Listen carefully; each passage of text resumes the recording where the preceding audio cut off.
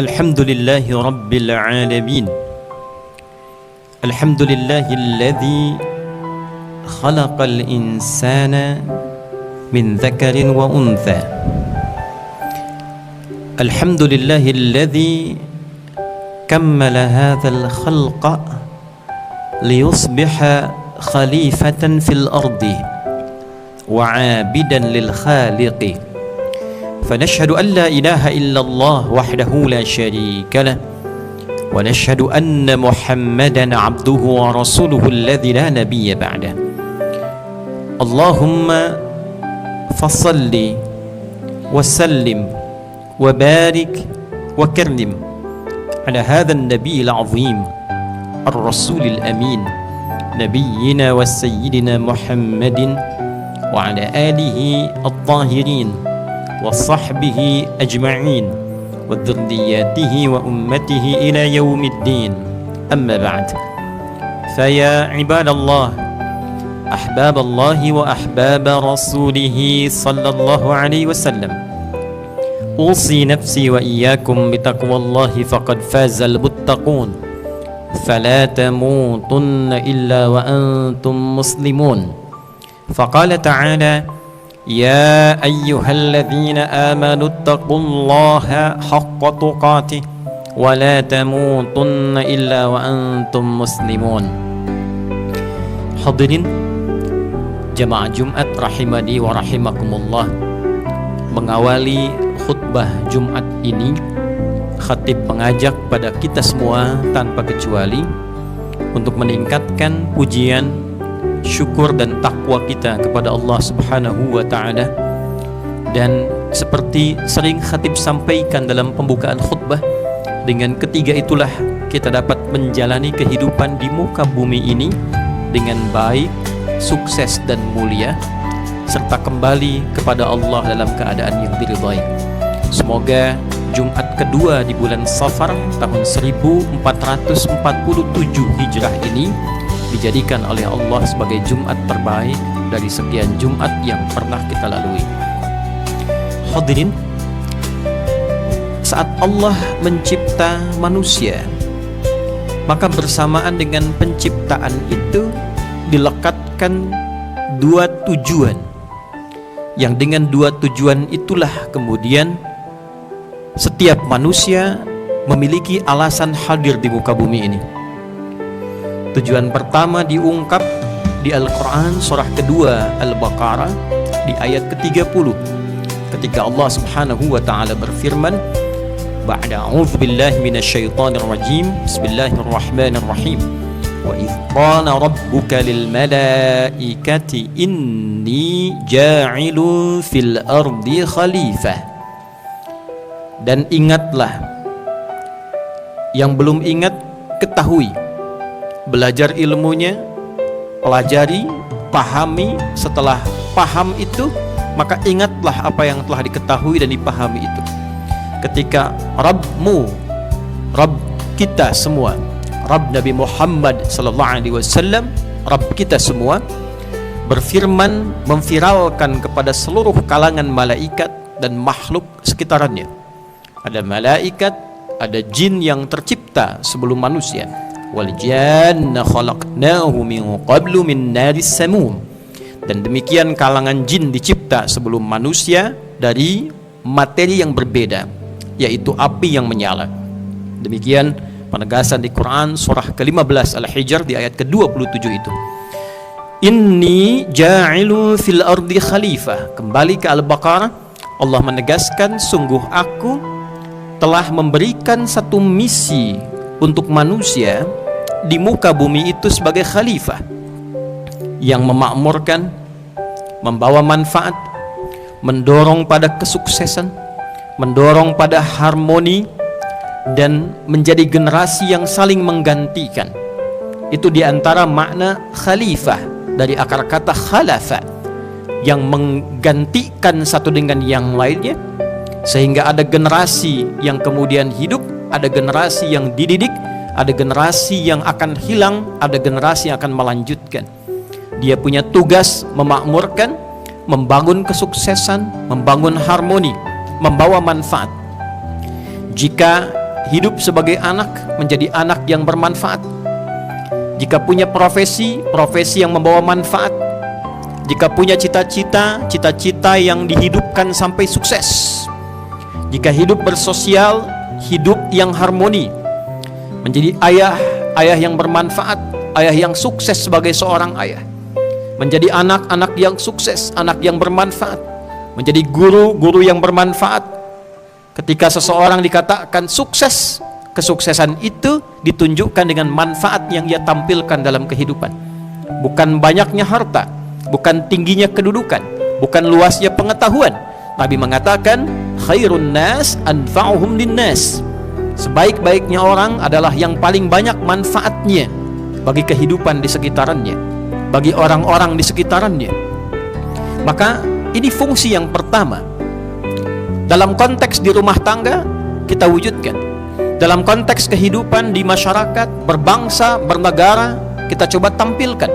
Jadi apapun berusaha dalam konteks berbangsa, membangun bangsa supaya sukses, hidup masyarakatnya harmoni, dan setiap warga negaranya menampilkan manfaat dalam kehidupan berbangsa, bernegara. Demikian berdunia dalam konteks global. Kita tarik lebih kecil di sekolah dengan semua posisinya masing-masing. Fungsi yang kedua ditegaskan di Al-Quran surah ke-51 Adz-Dzariyat di ayat ke-56 ketika Allah berfirman, wa ma khalaqtul jinna wal insa illa liya'budun, dan tidaklah aku ciptakan jin dan manusia itu kecuali untuk menjadikan seluruh aktivitasnya sebagai bukti penghambaannya kepada Allah, sebagai ibadah kepadaku, kata Allah. Ibadah itu bukti kebertuhanan kita kepada Allah. Innani anallahu la ilaha illa ana fa'budni wa aqimis salata li dzikri. Akulah Allah, satu-satunya Tuhan yang layak dipertuhankan, maka buktikan kebertuhananmu kepadaku dengan menyembahku. Fa'budni, sembahlah aku. Demikian di Al-Quran surah ke-20 Taha di ayat ke-14 itu. Jadi selain kita menempatkan diri untuk memilih satu posisi dalam kehidupan sebagai anak, baktinya kepada kedua orang tua bukan hanya sukses membangun cita-cita, tapi saat yang bersamaan diniatkan sebagai ibadah kepada Allah. Suami bukan hanya merawat istrinya, tapi menjadikan kehidupan pendampingan itu sebagai ibadah kepada Allah. Demikian orang tua merawat anaknya, bukan hanya menata kehidupan rumah tangga. Titik tertingginya adalah menjadikan kegiatan itu sebagai ibadah kepada Allah Subhanahu wa ta'ala. Demikian guru-guru dalam mengajar sebagai ibadah, para kiai, para ustadz mengajar sebagai ibadah, menteri-menteri bertugas sebagai ibadah, presiden bertugas sebagai ibadah, polisi bekerja menjadikan ibadah, tentara bertugas menjadikan ibadah. Dan itulah nilai yang kita bawa pulang menghadap Allah Subhanahu wa ta'ala. Pekerjaan apapun yang kita pilih, aktivitas apapun yang kita jalani, tujuan puncaknya adalah ketika dihisab oleh Allah, dua yang ditanya. Apakah membawa manfaat? Yang kedua, apakah manfaat itu bernilai ibadah di sisi Allah Subhanahu wa ta'ala? Hadirin, dalam rangka mendukung itu, dalam rangka mendekatkan misi itu pada keberhasilan dan kesuksesan, maka Allah membuat sebuah sistem hukum kehidupan sebagai fitrah yang tidak bisa dilanggar. Ada yang berupa fitrah bawaan fisikal ketika terlahir. Ada yang dicipta sebagai laki-laki, ada yang dicipta sebagai perempuan. Penciptaan fitrah ini demi mendukung misi kehidupan manusia, baik tujuan yang pertama khalifah ataupun yang kedua ibadah. Sebagai khalifah, dalam rangka memakmurkan bumi ini, tidak mungkin ada manusia abadi. Harus dilanjutkan oleh generasi setelahnya, generasi setelahnya. Maka untuk mendukung regenerasi itu perlu ada pasangan dari unsur yang berbeda. Mesti ada laki-laki, mesti ada perempuan. Sebab kalau dicipta laki-laki saja, tidak akan ada generasi yang melanjutkan. Kalau dicipta perempuan saja, tidak akan ada pula generasi yang melanjutkan. Maka Allah berfirman, ya ayyuhan nasu inna khalaqnakum min dzakarin wa untha wa ja'alnakum syu'uban wa qabaila lita'arafu inna akramakum 'indallahi atqakum. Demikian Al-Quran surah Al-Hujurat ayat ke-13 itu. Hai semua manusia, dimanapun kau berada, apapun aktivitasmu, itu fungsi ya. Nida'ul qarib wal mutawassit wal ba'id, memanggil yang dekat, menengah ataupun jauh. Ayyuha, ayyunya munada menegaskan hukum, haknya mengingatkan tanbih. Aku ingatkan, aku tegaskan. An-nas, dimanapun kalian beraktivitas, berkumpul, bersosial, dalam konteks berumah tangga, membangun masyarakat, membangun bangsa. Nas, nama yang melekat pada manusia dengan fungsi sosialnya yang berkomunal. Inna khalaqnakum min dzakari wa untha, dengan keagunganku Allah mengatakan, aku ciptakan manusia itu yang dengan penciptaan ini desainnya memudahkan bangunan masyarakat, memudahkan interaksi sosial yang benar, yang kokoh, yang membawa manfaat. Min dzakarin wa untha, terdiri dari laki-laki dan perempuan. Wa ja'alnakum syu'uban wa qabaila, dan dari percampuran laki-laki perempuan itu maka terbentuklah kehidupan komunal. Ada keluarga, nanti kita temukan rukun tetangga, keluarga bertetangga, rukun tetangga, antar tetangga ada warga jadi rukun warga, ada kelurahan, ada kecamatan, ada kabupaten, ada wali kota, ada kota madya dipimpin wali kota, ada gubernur memimpin provinsi, ada negara dipimpin oleh presiden. Tidak mungkin kehidupan bermasyarakat, berbangsa, bernegara terjadi kalau tidak ada dua unsur laki-laki dan perempuan. Kalau tidak ada masyarakatnya, masyarakat itu terlahir kalau ada perbedaan jenis laki-laki dan perempuan. Demikian ketika dicipta, yang dicipta Adam dengan Hawa, bukan Hawa dengan Sinta, bukan Adam dengan Yono, tapi Adam dan Hawa. Mengapa Adam dan Hawa? Ya ayyuhan nasu taqu rabbakumul ladzi khalaqakum min nafsin wahidah wa khalaqa minha zawjaha wa batha minhuma rijalan katsiran wa nisaa, supaya bisa beregenerasi, punya keturunan, dan dengan keturunan itu menyebar. Dari penyebaran itu kemudian berkomunitas, dari komunitas terbentuk kemudian masyarakat, bangsa, dan negara. Jadi hadirin, hal-hal yang mengganggu fitrah, yang bahkan dijadikan sebagai satu instrumen yang ampuh oleh syaitan untuk membisikkan kepada setiap manusia, baik laki-laki ataupun perempuan, terekam dalam Al-Quran surah An-Nisa misalnya. Ketika kita masuki dari ayat 117, 118, 119, kita akan temukan bagaimana Al-Quran mengungkap tipu daya syaitan untuk membisikkan kepada setiap anak cucu Adam, minimal dia harus merubah tampilan fitrahnya. La'anahullah, dilaknat setan itu oleh Allah. Kemudian dia berkata, la'attakhidanna min ibadika nasiban mafruḍa, aku akan provokasi bagian nafsu pada jiwa manusia itu. Apa provokasi yang ditampilkan? Wala udhillannahum wala umanniyannahum, aku akan coba provokasi mereka sehingga mereka menyimpang dari perilaku asalnya. Ini fitrahnya masih benar, tapi diganggu nafsunya dan digunakan perangkat tubuhnya untuk berlaku tindakan yang menyimpang. Dia masih laki-laki, tapi mulutnya diprovokasi untuk bisa mencela. Mulutnya diprovokasi untuk berdusta, nafsunya diaktifkan, memandu lisannya untuk berkata yang kotor, yang jorok, yang dusta, mencela, membuli. Itu diantara janji syaitan, mengaktifkan nafsu untuk membimbing bagian tubuh supaya menyimpang dalam hidup. Mata harusnya melihat yang baik, digunakan melihat yang tidak baik. Tangan harusnya digunakan untuk berkreasi yang positif, digunakan untuk mencuri, menipu, korupsi, tanda tangan proyek fiktif. Kaki harusnya melangkah pada yang baik-baik, digunakan untuk maksiat. Ini bentuk fitrahnya yang diciptakan normal, tapi fungsinya digeser oleh syaitan. Wala udhillannahum wala umanniyannahum, aku akan bikin dengan nafsu itu ditembuskan ke otak, supaya otaknya tidak berfungsi untuk berpikir, tapi selalu berhayal.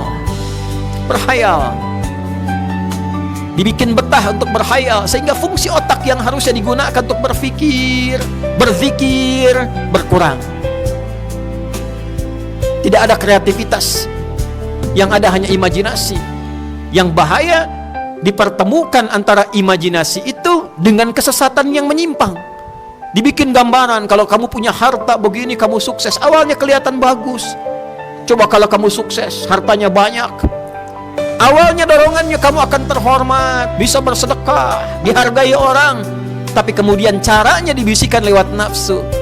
Ambil kotak infak di masjid, tipu-tipu, korupsi, bikin proyek fiktif supaya naik kamu hartanya dengan cara yang salah. Dari imajinasi ingin dapat proyek yang besar dengan tender yang salah, dengan cara yang tidak benar. Ingin dapat ilmu, ingin dapat ijazah nomor 1 di kampus, di sekolah dengan mencontek. Guru ingin dapat perhatian orang tua, mengajarnya seakan-akan kelihatan seperti baik, padahal niatnya tidak baik. Demikian syaitan memberikan gambaran-gambaran. Dan di antara gambaran yang ditampilkan itu, fala yughayyirunna khalqallah, aku akan bisikkan kepada sebagian manusia itu di jiwa-jiwanya supaya dia bisa merubah tampilan fitrahnya. Itu puncak perubahan fitrah yang diprovokasi oleh syaitan.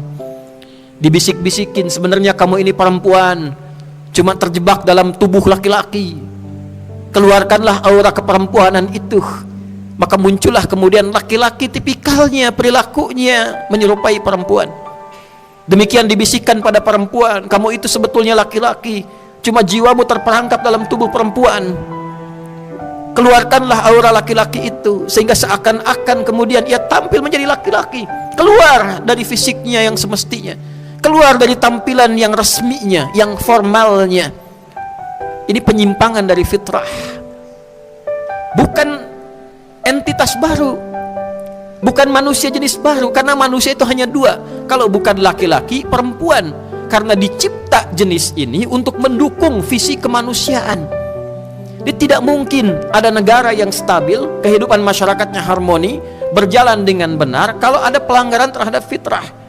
Maka sejarah membuktikan ketika di zaman Nabi Lut alaihi salam terjadi provokasi ini, diadaptasikan dalam kehidupan masyarakat sosial, diterima oleh mereka, dipraktekkan dalam kehidupan secara sosial, secara kolektif, dinormalisasi penyimpangan ini. Ketika dinormalisasi, kacaulah kemudian kehidupan sosialnya. Regenerasi berhenti karena tidak terjadi hubungan-hubungan yang kemudian dengan hubungan itu menciptakan generasi baru, anak keturunan yang baru. Diformalkan pernikahan, dinormalisasi kehidupannya, maka apa yang terjadi? Yang pertama, terhentilah kemudian potensi generasi-generasi berikutnya tumbuh. Yang kedua, terjadi kekacauan dalam konteks kehidupan sosial. Yang merasa perempuan padahal laki-laki, pergi ke toiletnya tidak ingin toilet laki-laki, inginnya ke toilet perempuan. Lalu merasa dia menjadi seorang perempuan padahal laki-laki, perginya ke bagian saf musola ibu-ibu. Dan seakan-akan dinormalisasi perbuatan demikian. Maka bisa dibayangkan apa yang terjadi. Yang ketiga, terjadi perubahan sifat dan karakter. Sifat, ketika dipaksa fitrah ini berubah, maka sifatnya pun akan mengikuti paksaan itu. Dan seseorang yang mengalami paksaan akan meningkatkan bagian-bagian hormon dalam tubuhnya pada kondisi yang tidak normal, sehingga melahirkan karakter yang tidak normal pula. Cepat marah, posesif, tindakan kriminalnya meningkat.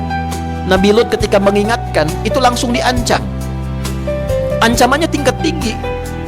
Kalau kamu tidak mengikuti pola kami, kami usir, kami enyahkan, mengganggu kehidupan keluarga. Anda bayangkan, jika ada seorang ayah memilih perbuatan menyimpang ini, maka bukan hanya perilakunya menyimpang, tapi kehidupan rumah tangganya akan rusak.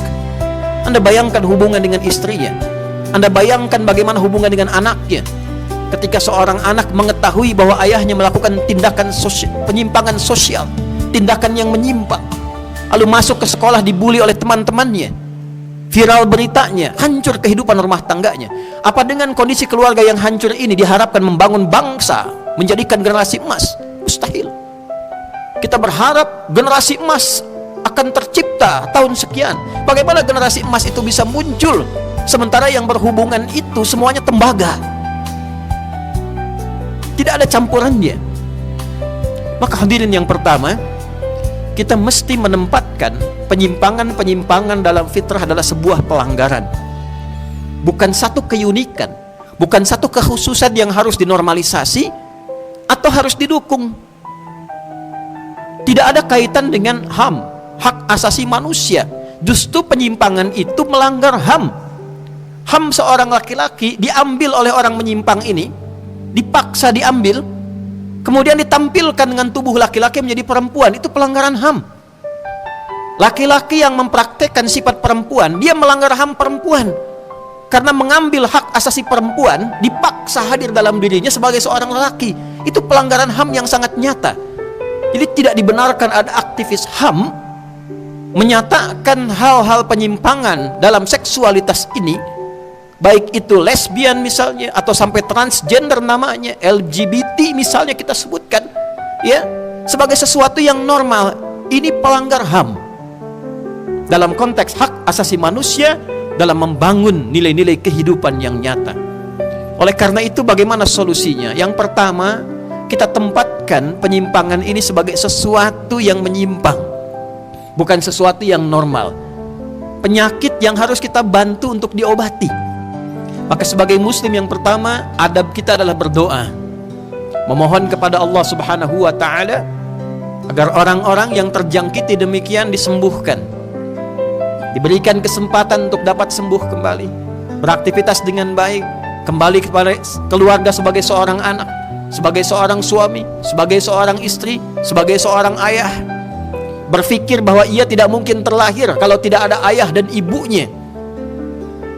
Yang kedua, tentunya kita dorong agar ada undang-undang yang jelas, yang mengatur, yang menertibkan perilaku-perilaku ini, supaya dalam konteks menertibkannya bisa dilakukan dengan cara yang benar, yang baik, menyadarkan dalam kehidupan berbangsa, bernegara, yang tentunya diridhai oleh Allah Subhanahu wa ta'ala.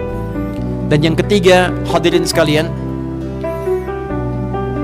sebagai muslim kita harus nantiasa mengingat, selain menjaga diri, bahwa tugas kita bukan hanya sholat, tugas kita bukan hanya puasa, tugas kita bukan hanya baca Al-Quran, tapi menerjemahkan dan mengamalkan seluruh makna sholat, puasa, dan bacaan Al-Quran itu dalam konteks berkehidupan kita yang lebih luas. Sholat mencegah kita dari perbuatan keji dan mungkar. Maka praktekkan bahwa kita adalah orang yang sholat. Jangan berbuat keji, fahsya, kata-kata kotor, zina, selingkuh, penyimpangan seksual, itu fahsya. Maka tidak ada orang sholat yang berbuat demikian. Mungkar, itu perbuatan yang diingkari oleh hati, sumbernya nafsu perut dan akal. Menipu, merampok, menghilangkan nyawa orang lain, membegal, korupsi, itu perbuatan mungkar. Anak-anakku di sekolah mencontek, itu mungkar.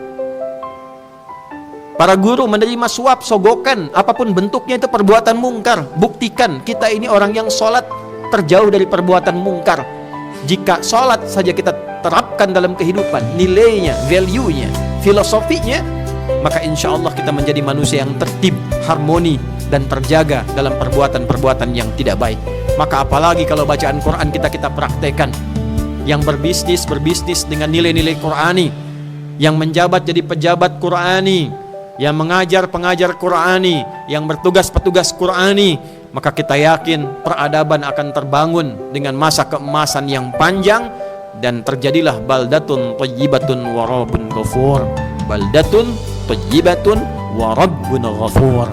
Barakallahu li wa lakum fil Qur'anil azim, wa nafa'ani wa iyyakum bima fihi minal ayati wa dzikril hakim, wa taqabbala minni wa minkum tilawatahu innahu huwas sami'ul alim. Ud'ullaha yastajib lana wa lakum jami'an.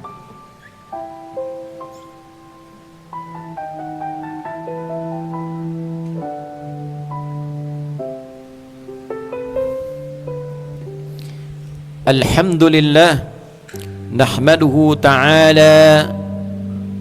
Allahumma anta rabbuna la ilaha illa anta subhanaka inna kunna minadh dhalimin. Nashhadu an la ilaha illallah wahdahu la sharika lah, wa nashhadu anna Muhammadan abduhu wa rasuluhu alladhi la nabiyya ba'dah. Adda al-amanah wa nasaha al-ummah wa akhrajahum minadh dhulumati ila an-nur bi'idhnillah. اللهم فصل وسلم وبارك وكرم على هذا النبي العظيم الرسول الأمين نبينا وسيدنا محمد وعلى آله الطاهرين وصحبه أجمعين وذرياته وأمته إلى يوم الدين. أما بعد، فيا عباد الله، أوصي نفسي وإياكم بتقوى الله فقد فاز المتقون، فلا تموتن إلا وأنتم مسلمون. فقال تعالى: يا أيها الذين آمنوا اتقوا الله حق تقاته ولا تموتن إلا وأنتم مسلمون. Hadirin, mari kita berdoa, semoga doa kita diterima, dikabulkan, dan membawa kemuliaan untuk kehidupan dunia akhirat kita. Qala ta'ala: inna Allah wa malaikatahu yusalluna 'alan nabi ya ayyuhalladzina amanu sallu 'alaihi wa sallimu taslima. اللهم فصل وسلم وبارك على هذا النبي الكريم الرسول الأمين نبينا وسيدنا محمد وعلى آله وصحبه أجمعين. اللهم نحمدك حمدا شاكرين، حمدا ناعمين، حمدا يوافي نعمه ويكافئ مزيده. يا ربنا لك الحمد ولك الشكر كما ينبغي لجلال وجهك الكريم ولعظيم سلطانك.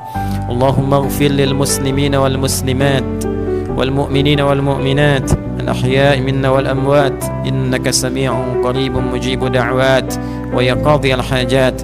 ربنا لا تدع لنا في مقامنا هذا في كل مقام ذنبا إلا غفرته، ولا هما إلا فرجته، ولا دينا إلا قضيته، ولا مريضا إلا شفيته، ولا حاجة من حوائج الدنيا والآخرة فيها لك رضا وفيها لنا الصلاح إلا قضيتها يا أرحم الراحمين.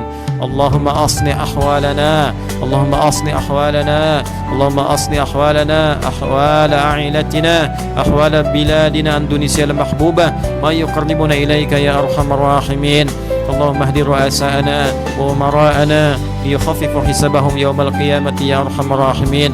اللهم بارك هذه المدرسة الأخيار ومعهدها ميرا والعاملين فيهما والمؤسسين لهما يا رب العالمين. ربنا آتنا في الدنيا حسنة وفي الآخرة حسنة وقنا عذاب النار. اللهم يا خير الناصرين، اللهم انصر إخوتنا في فلسطين وفي كل مكان المبتلين، واجعل أحياءهم مجاهدين في سبيلك وموتاهم شهداء، وألحقنا معهم في رحمتك يا أرحم الراحمين. وحرر المسجد الأقصى يا الله، وارزقنا النعمة لأداء الصلاة في مسجد الأقصى قبل وفاتنا يا رب العالمين. اللهم وصلى الله على سيدنا محمد وعلى آله وصحبه أجمعين، وآخر دعوانا سبحانك اللهم ربنا وبحمدك نشهد أن لا إله إلا أنت نستغفرك ونتوب إليك، والحمد لله رب العالمين. عباد الله، إن الله يأمر بالعدل والإحسان وإيتاء ذي القربى وينهى عن الفحشاء والمنكر والبغي يعظكم لعلكم تذكرون، ولذكر الله أكبر والله يعلم ما تصنعون. أقيموا الصلاة.